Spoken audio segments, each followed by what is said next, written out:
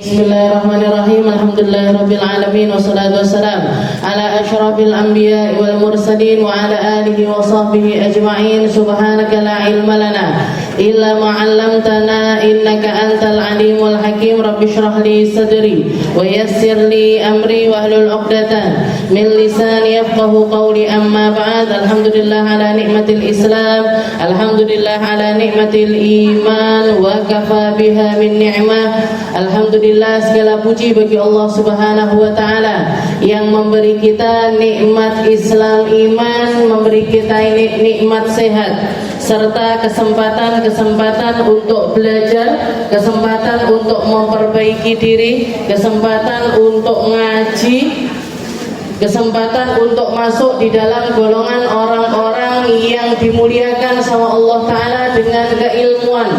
Allah Subhanahu wa taala mengatakan di dalam Al-Qur'an, yarfa'illahu alladhina amanu minkum walladhina utul ilma darajat. Sungguh orang-orang iman itu diangkat derajatnya sama Allah taala, khususnya mereka-mereka yang berada di dalam lingkaran keilmuan. Jadi siapapun kita akan semakin dimuliakan sama Allah taala dengan ilmu. Maka ketika kita belajar, yang terpenting itu bukan tentang usianya, bukan tentang siapa kita, bukan tentang status kita, bukan tentang ini itu dan lain sebagainya, tapi keinginan kita untuk pertama, menggugurkan kewajiban sebagai seorang muslim. Katanya Nabi Muhammad SAW, talabul ilm faridatun ala kulli muslim wa muslimah. Sesungguhnya mencari ilmu itu wajib hukumnya bagi orang muslim laki-laki maupun juga perempuan. Maka siapapun kita, berapapun usia kita, belajar bu. Pertama untuk menggugurkan kewajiban. Aku bendino sholat yo kudu roh hukum-hukumnya sholat. Saya setiap hari wudhu ya harus ngerti no. Sama wudhu saya sendiri saya harus paham. Saya berumah tangga, oh berarti saya harus punya ini ilmunya rumah tangga. Oh saya sekarang punya duit, oh berarti saya harus ngerti nih. Oh hukum-hukum tentang zakat. Karena sekali lagi sebuah amaliyah, sebuah amalan kalau nggak ada pondasi keilmuannya, fa innahu mardudatun la tuqbalu. Allah taala untuk menerimanya nggak bisa bu. Nggak bisa diterima sebuah amal itu kalau tanpa pondasi ilmu. Jadi harus belajar. Terus kadung tua ustazah belajar nggak apa-apa, nggak apa-apa. Karena belajar itu, walaupun bisa dikatakan walaupun kalau belajar di usia muda itu nggak akan pernah bisa sama dengan belajar di usia tua. Para sahabat-sahabat yang ada di sekitarannya Nabi itu, Sayyidina Abu Bakar, Sayyidina Umar, Sayyidina Uthman, itu ketemu sama Rasulullah SAW sudah di usia dewasa. Bahkan kalau Sayyidina Abu Bakar itu umurnya hanya terpaut 3 tahun lebih muda dari Nabi Muhammad SAW. Jadi sekitar umur 37 tahun beliau baru masuk Islam. Setelah itu setiap kali ada firman Allah Ta'ala ngafalin, ada hukum ini belajar, ada hukum ini belajar, ada hukum ini belajar. Tapi keilmuannya nggak pernah bisa setara dengan mereka-mereka yang ketemu Nabi pas waktu masih kecil-kecil. Semacam Sayyidina Ali bin Abi Thalib, Abdullah bin Abbas, Anas bin Malik, Abdullah bin Umar, itu anak kecil-kecil yang ketemu sama Rasulullah SAW yang gelibet di sekitarannya Nabi. Keilmuannya nggak pernah bisa sama dengan mereka-mereka yang ketemu Nabi di usia sepuh. Walaupun yang sepuh-sepuh ini semangatnya di dalam belajar juga luar biasa. Tapi yang terpenting apa di antara mereka? Saling menghargai, saling menghormati. Dikatakan Sayyidina Umar bin Khattab, Abdullah bin Abbas, beliau menceritakan, saya ini ketika masih muda, umur belum sampai 17 17 tahun sama Sayyidina Umar sudah didudukkan bareng sama para ahlu Badr. Jadi tim musyawarahnya Sayyidina Umar bin Khattab. Nggih. Pertama nggak terima ini orang-orang sepuh ini. Wah, nek bocah cilik kok melok-melok iki. Nggih. Kok ada anak muda ikut duduk bersama dengan kita.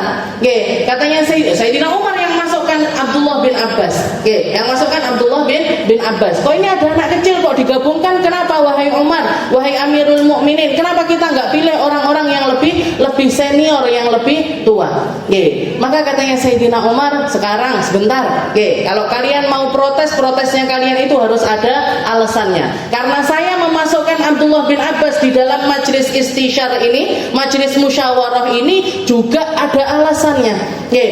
Katanya Sayyidina Umar, sekarang saya tanya, qaulullah ta'ala, firman-Nya Allah Ta'ala yang mengatakan, idza jaa nasrullahi wal fath wa ra'aitan nasa yadkhuluna fi dinillahi afwaja fasabbih bihamdi rabbika wastaghfir innahu kana tawwaba. Nggih, ditanya satu-satu mulai dari yang paling sepuh. Coba kamu apa maksudnya ayat ini? Kamu apa maksudnya ayat ini? Kamu apa maksudnya ayat ini? Ditanya satu-satu. Rata-rata di antara mereka mengatakan, ya katanya Allah Ta'ala idza jaa nasrullahi wal fath, kalau kemenangan itu datang, kalau kemenangan itu sudah terlihat nampak nyata, dengan bukti apa?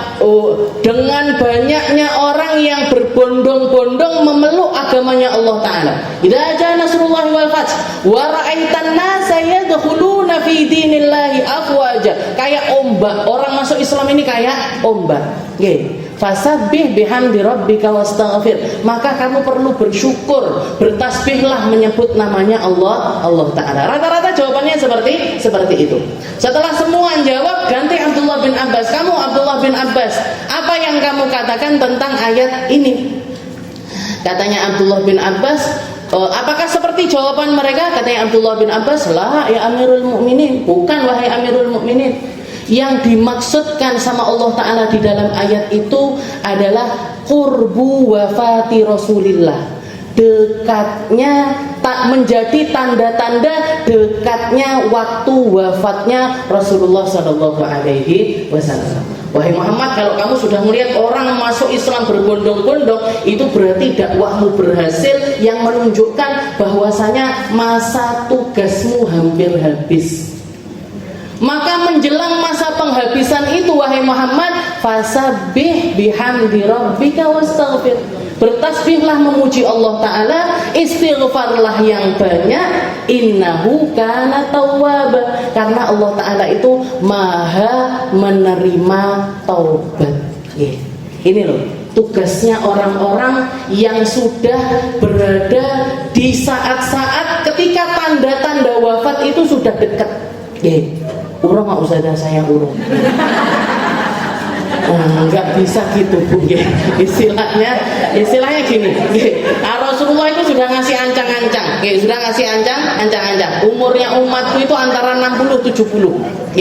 Di atas itu bonus, jarang yang nyampe lebih daripada itu. Maka itu sudah menunjukkan Bu, kalau sudah di atas 55 tahun, di atas 60 tahun, kudu akeh istighfare, kudu akeh tasbihnya.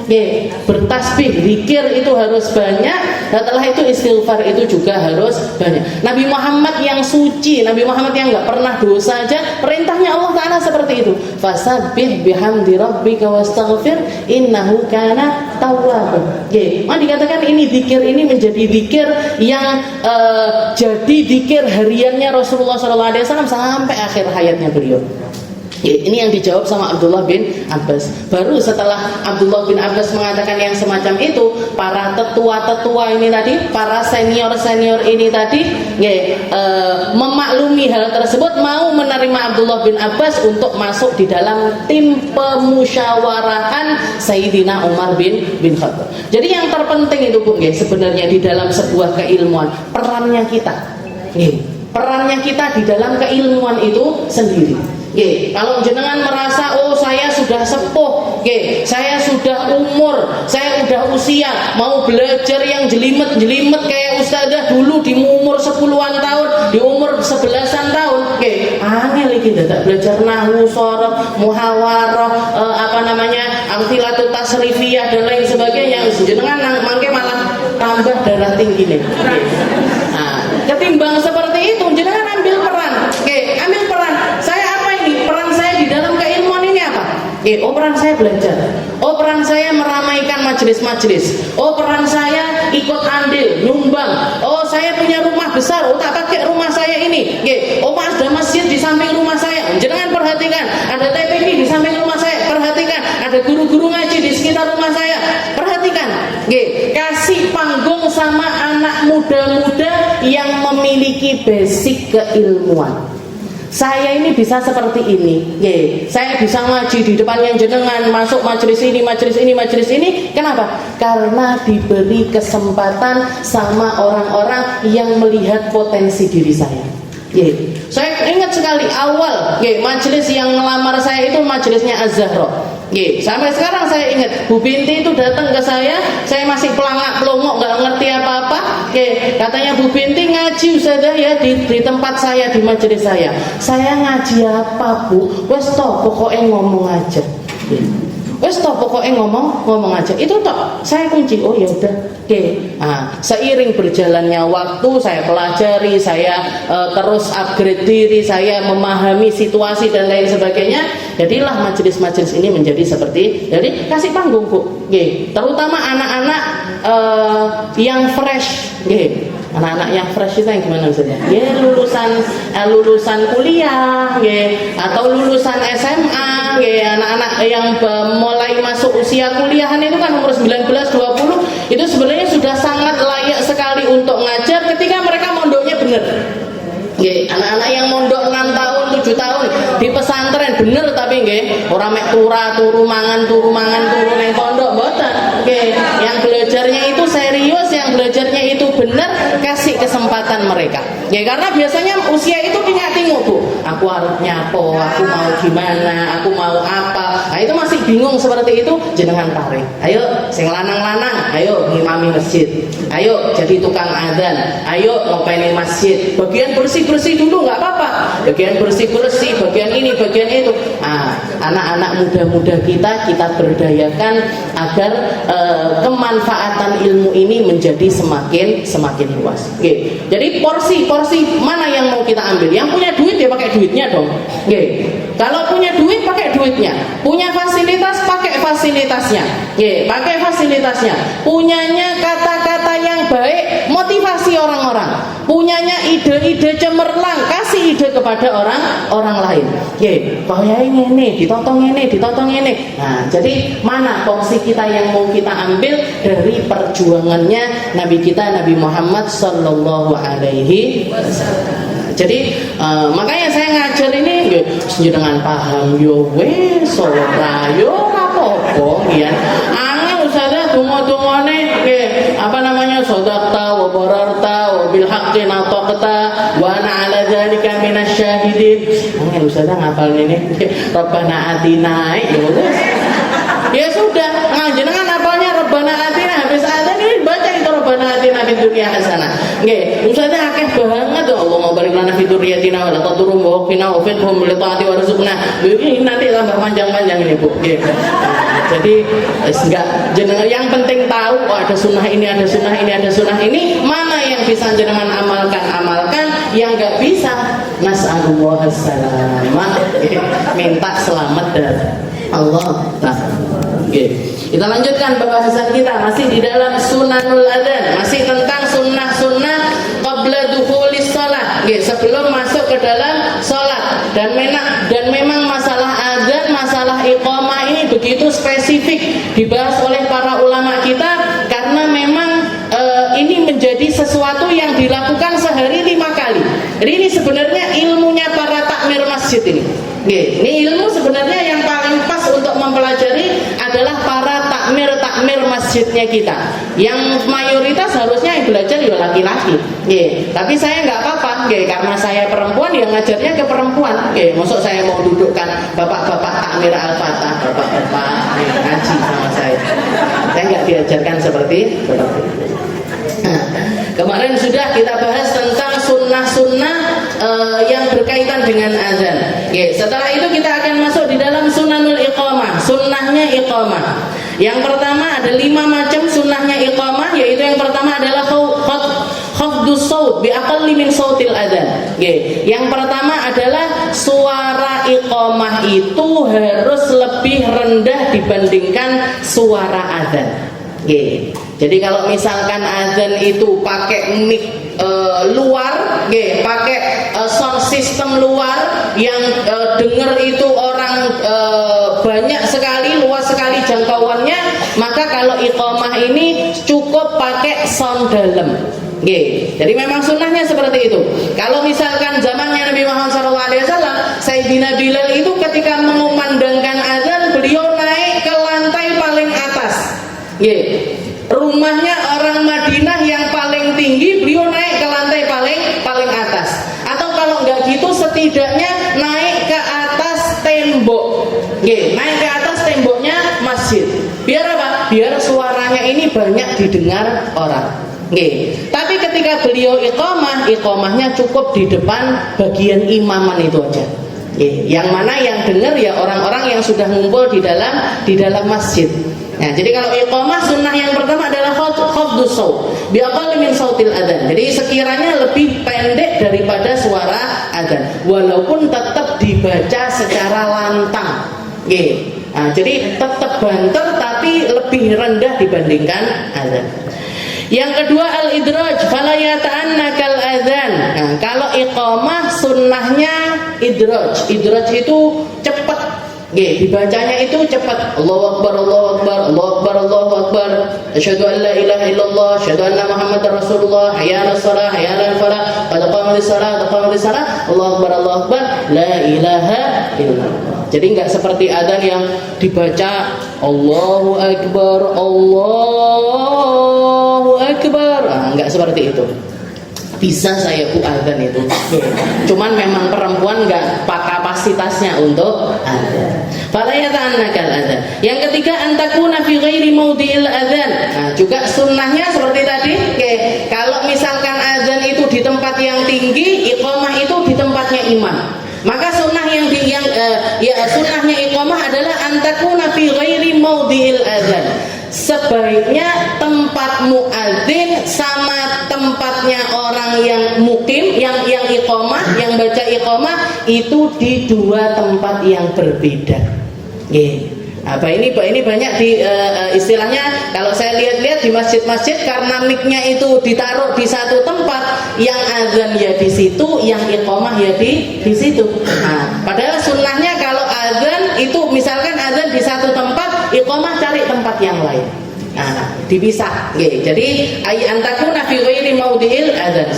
Sebaiknya tidak berada di tempat sama yang dipakai untuk adzan. Atau misalkan sudah berdiri di tempat dia sholat, misalkan yang iqamah itu imamnya, ya dia sudah berdiri di tempat imamannya, langsung iqamah.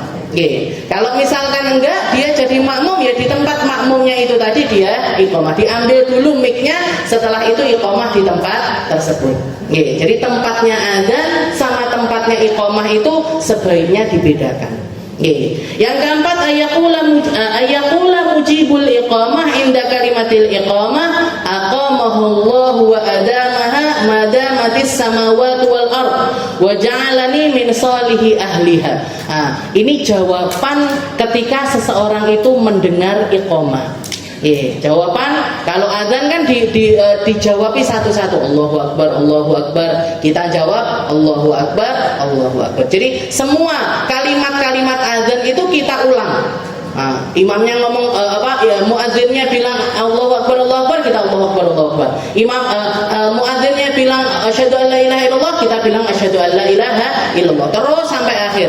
Kecuali cuman di dalam hayya, 2 hayya.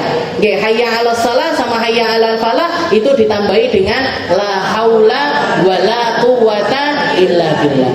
Nah, ini tapi kalau iqamah, cukup 1 dijawab setelah selesai iqamah. Apa itu? Aqamahallahu wa adamaha madamatis samawati wal ard wa ja'alani min salihi ahliha. Itu ditulis. Aqamahallahu wa adamaha madamatis samawati wal ardh. Artinya adalah semoga Allah Ta'ala memberdirikan dia. Aqamahallahu wa adamaha. Saya tulis buwadi. Aqamahallahu wa adamaha madamatis samawati wal ardh wa ja'alani min salihi ahliha. Semoga Allah Ta'ala memberdirikan dia selalu dan mendawamkan hal itu selalu. Jadi kita sebagaimana kalau kita dengar azan kita doain muadzin, ketika kita dengar iqamah yang kita doain orang yang iqamah itu tadi. Aqamahallahu madamatis samawati wal ardh. Jadi semoga Allah Ta'ala memberdirikan salat ini, dia di dalam salat ini wa adamaha dan mengistiqomahkannya, mendawamkannya madamatis samawati wal ardh. Selama bumi dan langit ini masih ada. Wa ja'alani min salihi ahliha. Dan semoga Allah Ta'ala menjadikan saya termasuk bagian dari hamba-hamba soleh yang mengisi bumi tersebut. Wa ja'alani min salihi ahliha. Dan menjadikan saya orang yang masuk di dalam bagian bumi ini jadi orang solehnya, bukan jadi orang yang enggak soleh. Aqamahullahu adamaha madamas. Itu sunnah yang keempat. Ayaqula mujibal iqamah. Jadi dijawabi. Iqamah itu juga dijawabi, tapi cukup di akhir aja dengan doa ini. Aqamahullahu adamaha. Setelah itu yang terakhir, yang kelima, antakunan iqamah binadoril imam. Dan juga ketika orang mau iqamah itu yang terpenting adalah imamnya sudah ready. Dan yang memberi isyarat untuk iqamah itu adalah imamnya. Jadi kalau azan itu yang menjadi penanggung jawabnya adalah muadzinnya, kalau iqamah yang menjadi penanggung jawabnya adalah imamnya. Jadi imam yang berhak. Jadi kalau imamnya sudah ready atau imamnya sudah bilang ayo qomat, maka langsung berdiri untuk iqamah. Jangan sampai wes iqamah, setelah selesai iqamah udur-uduran. Itu jangan kayak gitu. Jadi imamnya sudah ready, kamu ya Pak, Bapak ini yang jadi imam, Bapak ini yang jadi imam, maka di situ iqamah. Tapi lah enggak, udur-uduran, jongkrok-jongkrokan, maka jangan iqamah dulu. Sebagian iqamah menang di saya, ben jongkrok-jongkrokan di saya. Baru setelah itu di iqamah. Ini 5 sunnahnya iqamah. 5 sunnahnya iqamah. Khafdu saut, al-idraj, an takuna min ghairi mawdi'il adzan, an yaqula mujibal iqamah inda kalimatil iqamah, an takuna al-iqamah binadharil imam. Setelah itu kita akan masuk di sunanul muadzin, sunnahnya tukang adzan. Jadi kemarin sunnahnya adzan. Ini tukang adzannya, kriterianya dia yang paling baik. Kita milihnya mereka ini orang-orang yang seperti apa, atau apa yang harus mereka jaga di dalam adzan tersebut. Sunnahnya muadzin. Sunnahnya muadzin. Yang pertama adalah at-thaharah anil hadatsain. Yang menjadi muadzin itu sebaiknya adalah orang yang suci dari 2 hadas. Maksudnya apa? Punya wudu. Di dalam madhabnya Imam Syafi'i ini masuk di dalam kategori sunnah. Sebagian ulama mengatakan wajib. Jadi kalau orang azan itu wajib punya wudu. Wajib punya wudu. Cuman di madhabnya Imam Syafi'i nggak sampai ke tingkat wajib, tapi hukumnya adalah sunnah. Kenapa? Karena Nabi Muhammad SAW pernah mengatakan la yu'adzinu mu'adzinun illa mutawaddian. Tidaklah azan seorang tukang azan kecuali dia harus dalam keadaan punya wudu. Tidak azan seorang tukang azan kecuali dia harus punya wudu. Nah ini makanya sebagian ulama mengatakan tukang azan itu wajib punya wudu. Wajib punya wudu. Tapi di mazhabnya Imam Syafi'i, perintah ini bukan perintah yang sifatnya wajib, tapi hukumnya adalah sunnah. Atau juga Rasulullah juga pernah mengatakan karena la yu'adzinu mu'adzinan illa la yu'adzinu mu'adzinun illa tahiran qaiman. Tidaklah azan seorang tukang azan kecuali dia harus dalam keadaan suci, juga harus dalam keadaan berdiri. Jadi nggak nunggu. Boleh nggak Ustazah tukang azan duduk? Kalau nanya boleh apa enggaknya, boleh saja. Tapi itu keluar dari sunnah. Keluar dari sunnah. Kalau kebetulan tukang azannya ini orangnya yang memang maaf nggak bisa berdiri, disabilitas, harus pakai kursi roda, tapi dia orang yang istiqomah azan, atau misalkan tukang azannya kecelakaan, gimana ini? Apa dia tetap boleh untuk azan? Kalau misalkan ada opsi lain, maka pakai yang lain yang bisa berdiri. Tapi kalau enggak, dia boleh-boleh saja untuk tetap menjadi tukang azan. Jadi masalah keadaan diri seseorang itu, selain kebutaan, maka istilahnya sebaiknya cari yang lain. Kalau ada masalah, kalau misalkan nggak bisa berdiri dan lain sebagainya, nah itu sebaiknya nggak dipakai untuk menjadi tukang azan. Tapi kalau misalkan buta masih boleh.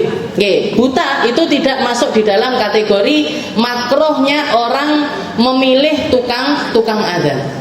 Kenapa? Karena bahkan muadzinnya Nabi itu salah satu di antaranya nggak bisa ngelihat.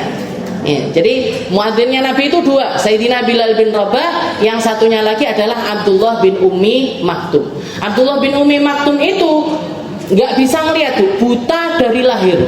Buta dari lahir, tapi dijadikan sama Nabi sebagai tukang azan keduanya Rasulullah Shallallahu Alaihi Wasallam. Nah, jadi kalau yang lain-lain, kalau bisa cari yang lain. Tapi kalau misalkan orang yang buta, itu misalkan suaranya bagus, dia bisa berdiri, ngerti dan lain sebagainya, maka dia diperbolehkan untuk menjadi tukang azan dari sebuah masjid ataupun juga mushola. Itu yang pertama, toharoh anil hadatsain, suci dari dua hadas.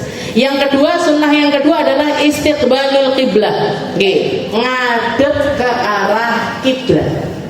Kalaupun dia dalam keadaan ngeten niki, yang ketika hayya 'alas shalah, hayya 'alal falah itu nengok ke kanan dan juga nengok ke kiri, itu yang nengok kepalanya saja, dadanya tetap ngarah ke arah kiblat. Sama kayak orang sholat. Jadi seperti orang dalam keadaan sholat. Jadi yang ngadep kiblat apanya? Yang ngadep kiblat adalah dadanya. Dada, istiqbalul qiblat.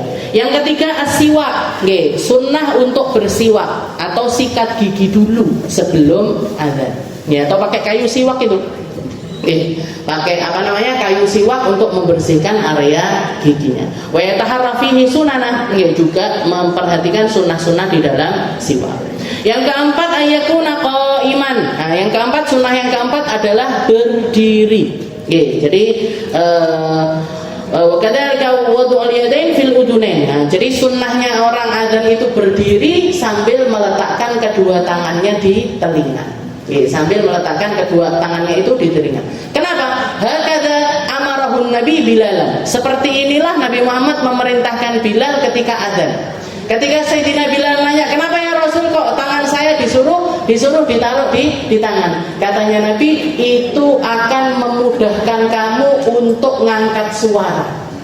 Itu akan memudahkan kamu untuk ngangkat suara. Maka Sayyidina Bilal setiap kali azan itu tangannya diletakkan. Otomatis kalau orang tangannya diletakkan di telinga itu kan tangannya ngangkat, sininya juga ngangkat, sehingga area dadanya itu terbuka.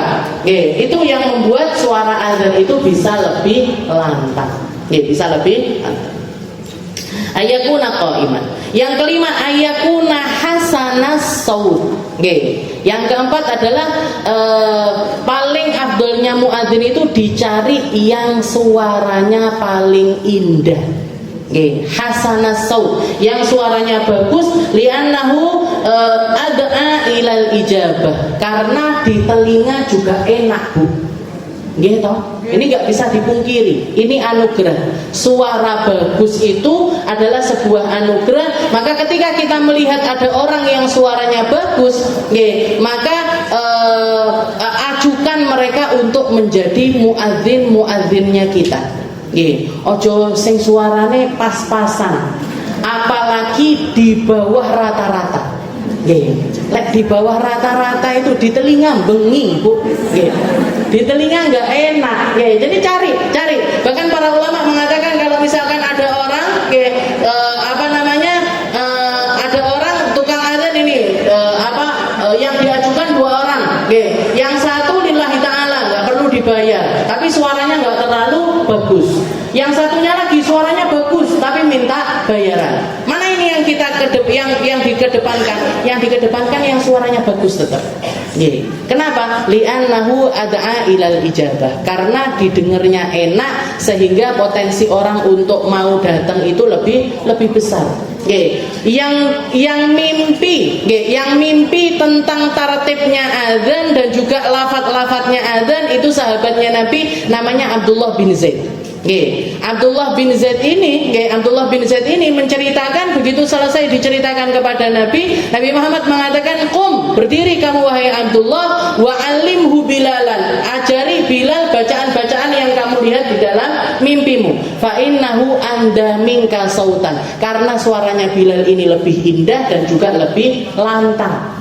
Abdullah bin Zaid bisa dia adzan, tapi suaranya di bawah bagusnya suaranya Sayyidina Bilal. Maka Sayyidina Bilal yang dijadikan tukang adzan. Jadi jangan ngeman uang kasnya masjid untuk membayari imam yang suaranya bagus-bagus. Ini termasuk salah satu alokasi yang harus dialokasikan dari dana masjid. Kalau memang mereka ini minta bayaran, nanti ada Bu kesunahan untuk nggak minta bayaran bagi para muadzin, karena kemuliaan-kemuliaan yang begitu besar yang bisa dia dapatkan dengan azan yang dia kumandangkan. Nah, tapi untuk kita sebagai istilahnya untuk jenengan kalau jadi pengurusnya masjid, ngalahi dibayar Bu, enggak apa-apa.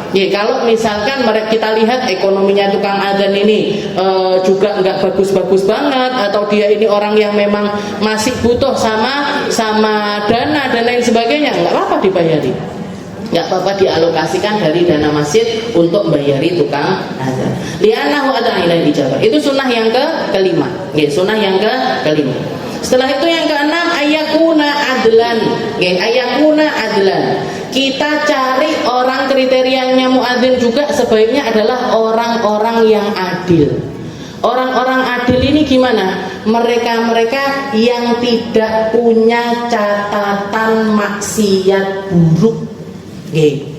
Dosa-dosa besar ini dia bukan pelaku dosa besar. Pelaku dosa besar itu kayak apa? Dosa-dosa yang termaktub di dalam Al-Quran. Dosa-dosa yang termaktub di dalam Al-Quran. Keharamannya zina, keharamannya minum khamr, keharamannya meninggalkan sholat, tukang azan tapi nggak sholat. Nah, ini nggak bisa, jangan. Atau orang-orang, jadi mereka-mereka yang kita tahu punya catatan keburukan dan mereka masih melakukan hal tersebut. Kalau mantan narapidana, mantan maling ayam, mantan penjudi, mantan peminum khamr, gimana ini?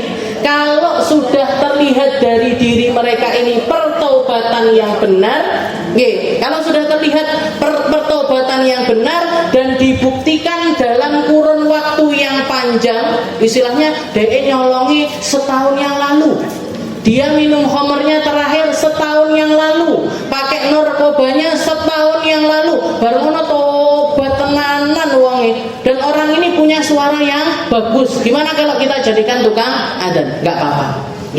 Nah, jadi ayakuna adlan. Jadi orang ini adalah orang yang adil. Jangan milih tukang adzan itu orang fasik. Apalagi zaman dulu itu kayak Sayyidina Bilal ini kan Nabi Muhammad memerintahkan untuk naik ke atas atap. Dari atap itu kan kelihatan rumahnya orang-orang. Nah, ini kalau bukan orang yang nundukkan pandangan dan lain sebagainya itu akan berpotensi ngelihat auratnya keluarga itu. Aurat itu bukan cuma badan aja, Bu. Aib-aib yang terjadi pas azan, misalkan pas Allahu Akbar, delok tanggone sing kono tukaran misalnya. Dan kono muduk aku mangi ini karo bapakku tukaran tiba-tiba.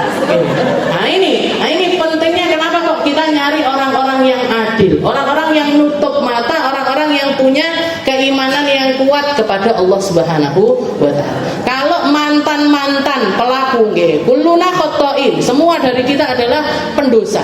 Semua dari kita pernah melakukan kesalahan. Nggih, wa khairu khata'in at-tawwabun, katanya Nabi, sebaik-baik pelaku dosa itu ya mereka-mereka yang bertaubat.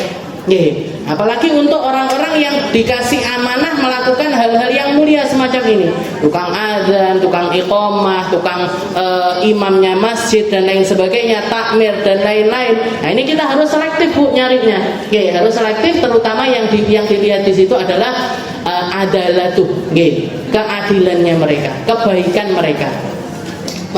Adil itu kriterianya nggih, tidak melakukan dosa besar yang nyata atau dosa kecil-kecil tapi kerap. Nggih. Nah, ini kalau melakukan salah satu dari dua hal ini, masuknya dia itu kategorinya orang fasik. Nggih, orang fasik. Nah, orang fasik ini jangan dijadikan muadzin. Bahkan orang fasik ini kalau ngomong ke kita, Bu, jangan langsung dipercaya. Ya, kalau ada orang jangan tahu, mungkin buka-bukaan jilbab, senengane begini, sukanya begini, terus cerita ke jenengan sesuatu, ternyata itu begini. Jangan langsung dipercaya, Bu. Jangan langsung nuruti omongannya mereka, karena orang fasik itu nggak perlu didengarkan. Kalau kita mau dengerin orang, cari orang-orang yang adil, yang secara berarti saya suudon, bukan suudon, hati-hati. Bukan suudon sama hati-hati itu beda. Suudon itu apa yang kita lihat di dalam diri orang baik, kok kita cari-cari kesalahannya, itu suudon. Tapi kalau hati-hati, kita menjaga diri kita agar jangan sampai terjadi sesuatu yang buruk. Jadi ngasih batasan-batasan, baru setelah itu membuka istilahnya lebih membuka diri setelah kita lihat memang terbukti apa yang dia omongkan tersebut. Nah, termasuk tukang azan. Kenapa? Karena dia bertanggung jawab untuk memberitahukan waktu masuknya sholat. Berarti ini berarti masuk di dalam kategori ikhbar. Ikhbar itu pemberitahuan. I'lam, pemberitahuan. Tukang azan ini ngasih tahu ke kita semuanya, wes duhur, wes asar, wes maghrib. Nah, maka orang yang memberi kabar ini harus orang yang adil, harus orang yang bukan pembohong, bukan pengkhianat. Berarti koruptor tidak masuk kategori, nggak masuk. Ora usah didadek tukang azan itu koruptor. Ayakuna adilan. Yang ketujuh, ayakuna aminan. Likai yathik fihi annas. Juga yang dilihat juga adalah orang tukang azan ini orang yang amanah. Bukan amanah itu kalau dia dipercaya tentang sesuatu tidak berkhianat. Ndak sing gampang melayokne utange wong. Utange dhewe-dhewe dengko utange wong. Jadi kalau utang dia tanggung jawab, kalau dia janji dia menepati. Ya, itu yang dinamakan dengan amanah. Ayakuna aminan dikayatik fihin nas, agar orang-orang percaya dengan ucapannya dia. Yang kedelapan, ayakuna muhtasiban liwajhillah. Sebaiknya tukang azan itu dia adalah orang-orang yang ikhlas lillahi ta'ala. Maksudnya apa? Tidak meminta upah. Tidak meminta upah. Aila yakhud alaihi ujrah. Nah, kalau jenengan dapat tukang azan orang yang semacam ini, suaranya bagus, orangnya baik, amanah, kriteria-kriterianya muadzin itu ada pada diri mereka, plus lagi ditambah dia tidak meminta upah, maka itu adalah sebuah kemuliaan yang besar. Itu anugerah, Bu. Kalau jenengan punya masjid, langgar, punya tukang azan orangnya seperti ini, Nggih, apalagi biasanya orang semacam ini yo adzan, yo qomat, yo ngimami, yo ngresiki, yo kosek jeding. Biasanya orang-orang yang ikhlas seperti ini memang mereka rajulun qalbuhu muta'alliqun bil masajid. Mereka yang hatinya itu terpaut dengan masjid. Jadi memang lillahi ta'ala. Dan kemuliaannya besar sekali. Dikatakan oleh Nabi Muhammad SAW, man anzara sab'a sinin muhtasiban kutibat lahu bara'atun minan nar. Katanya Nabi, barang siapa yang dia itu mengumandangkan azan selama 7 tahun. Selama 7 tahun dia menjadi tukang azan, tidak dikasih upah. Enggak dikasih upah. Katanya Nabi, kutibat lahu bara'atun minan nar. Orang ini sudah dapat stempel bebas dari api neraka. Bahkan dikatakan orang yang azan 7 tahun, selama 7 tahun enggak dikasih upah, mereka itu termasuk golongan yang jasadnya di dalam kubur itu dijaga dari Allah Ta'ala untuk hancur. Nggak akan hancur di dalam kubur mereka. Jadi ada beberapa kelompok orang yang jasadnya itu yang tanah bumi itu diperintahkan sama Allah Ta'ala untuk tidak menghancurkan jasad mereka. Di antaranya adalah para nabi, para rasul. Para nabi, para rasul itu sampai sekarang di kubur-kubur mereka jasadnya utuh, Bu. Jasadnya utuh. Jenengan bisa konfirmasi ataupun juga nyari tahu tentang hal itu, jenengan koreksi. Nah, ini pasti terjadi. Jadi para nabi, para rasul itu jasadnya diabadikan sama Allah Ta'ala. Nggak akan dimakan tanah, nggak akan dimakan cacing, nggak akan hancur bertahun-tahun sekalipun. Setelah itu al-ulama al-amilin, para ulama yang juga mengamalkan dengan ilmu mereka. Ini jasadnya dijaga sama Allah Ta'ala. Beberapa dari guru-guru saya orang yang semacam itu. Beberapa dari guru-guru saya termasuk yang musyrifnya Darul Lughah wa Dakwah itu pondok saya Dalwa, yang memerintahkan Abuya Hasan untuk pindah ke sini, yang dulunya ngontrak di Bangil, setelah itu pindah bikin pesantren di daerah Raci, itu namanya adalah Abuya As-Sayyid Muhammad bin Alwi bin Abbas Al-Maliki, orang Mekah. Beliau Sayyid Muhammad ini plus abahnya Sayyid Abbas itu adalah 2 orang yang di Mekah itu kuburannya diabadikan. Jadi di Mekah, di Ma'la, di Baqi itu kan orang dikubur setahun kemudian biasanya dibongkar, Bu. Dibongkar untuk apa? Dimasuki mayat baru. Ditumpuk mayat baru. Kenapa kok setahun? Karena setahun itu biasanya jasadnya orang sudah habis. Apalagi di negeri yang panas semacam itu. Jadi lebih cepat lagi untuk hancur. Nah, jadi setahun itu biasanya dibongkar diisi lagi. Nah, ternyata ini Sayyid Abbas ini, abahnya Abuya Malik ini, dikatakan ketika dikuburkan, ketika setahun setelah beliau dikuburkan, dibongkar utuh. Utuh jasadnya. Akhirnya ditutup. Tahun berikutnya dibongkar lagi, utuh lagi. Ditutup lagi. Tahun ketiga masih utuh. Masih utuh. Baru setelah itu dikasih tanda, ini kuburan yang enggak boleh dimasuki jasad yang lain. Kenapa? Karena selama 3 tahun berturut-turut dibuka masih dalam keadaan utuh. Itu Sayyid Abbas seperti itu. Sayyid Maliki, Abuya Maliki, Sayyid Muhammad itu juga orang yang semacam. Dari Indonesia yang terkenal heboh kemarin itu, Mbah Maimun. Jadi ulama al-amilin, para ulama-ulama yang benar-benar di dalam keilmuannya mereka, dan mereka bukan cuman pemberi ilmu tapi juga pengamal ilmu, itu dijaga jasadnya sama Allah Ta'ala. Termasuk diantaranya ini muadzin, para tukang azan. Kalau mereka azan 7 tahun atau lebih dari 7 tahun nggak ngarepin apa-apa, nggak dibayar, nggak dibayar, nggak ada upah dari azannya dia, maka mereka akan masuk di dalam golongan hamba-hamba yang jasadnya ini dijaga sama Allah. Kok iso ngoten Ustaz? Wong sing duwe Gusti Allah, ya terserah. Iki hancur, iki enggak hancur, iki ngene, terserah Allah. Terserah. Jadi salah satu kriteria yang berikutnya adalah ayakuna muhtasiban. Tukang azan itu sebaiknya enggak nyari upah. Tapi sekali lagi, kalau ada yang nyari upah dari adzannya mereka, ya nggak apa-apa bu, ya nggak apa-apa. Jangan dicemooh, jangan. Rasulullah pernah, ketika ada salah seorang adzan, begitu selesai adzan sama Rasul dikasih sekantong perak. Jadi kepingan-kepingan perak itu diberikan kepada laki-laki tersebut dan diterima oleh tukang adzan tersebut. Ini menunjukkan kalau ngasih boleh. Jadi kalau mau memberikan nggak apa-apa.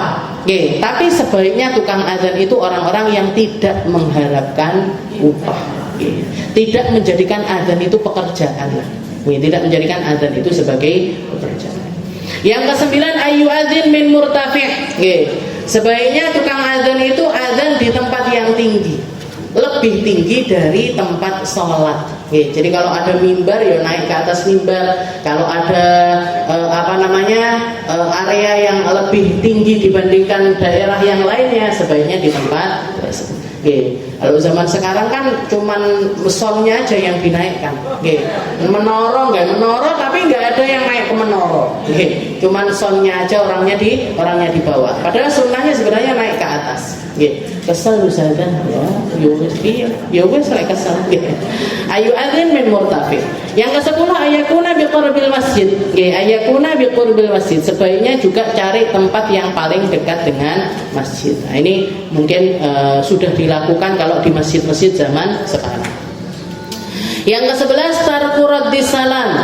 Jadi ketika adzan harus meninggalkan membalas salam. Nah, ini mungkin juga tidak lumrah ya, ada orang lagi adzan, assalamualaikum kan ya enggak. Biasanya adzan itu jadi 3 golongan manusia. 3 golongan orang yang ketika kita itu hadir atau ketemu sama mereka, sebaiknya enggak mengucapkan salam.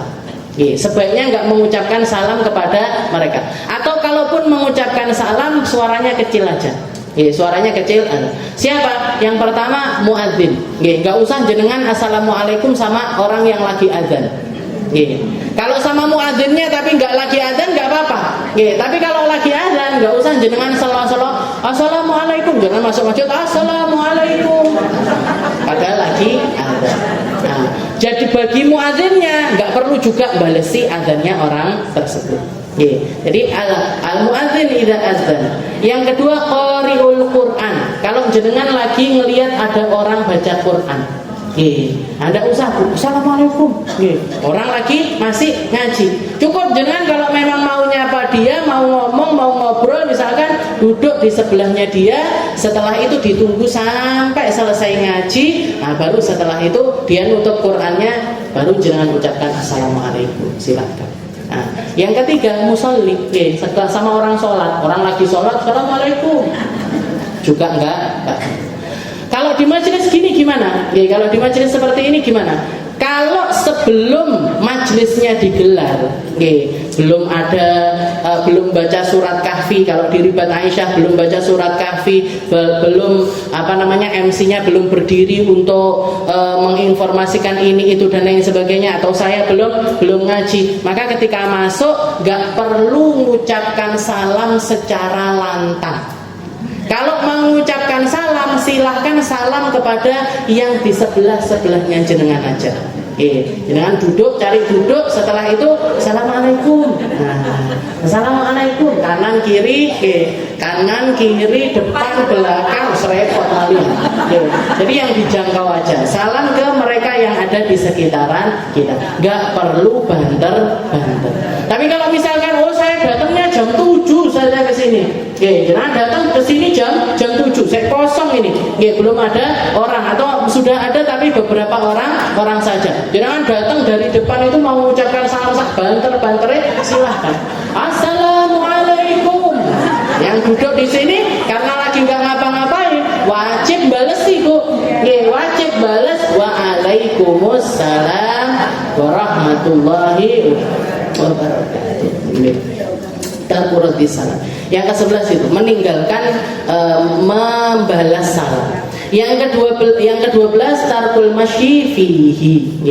pas adzan sebaiknya enggak jalan-jalan. Nah, insya Allah ini menjadi istilahnya, ini aturan-aturan yang diaturkan sama para ulama kita untuk menjadi acuan bagi para muadzin. Nah, ini sebaliknya atau semua yang bertentangan dengan ini tadi, ada sekitar berapa tadi? 12 perkara ini masuknya ke makruh.